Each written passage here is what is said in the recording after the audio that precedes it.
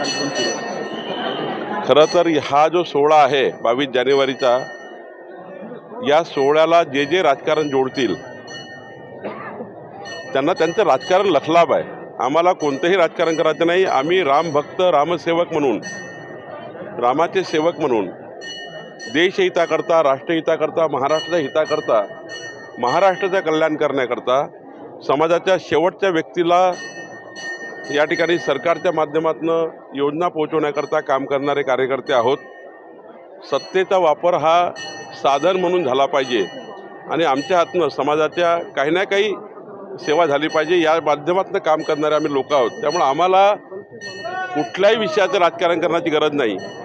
आणि माननीय मोदीजींची गॅरंटी एवढी आहे, मोदी गॅरंटी एवढी आहे की धार्मिक विषयाचं राजकारण करून मतं घेण्याची गरज आम्हाला नाही. मागच्या 10 वर्षात मोदीजींनी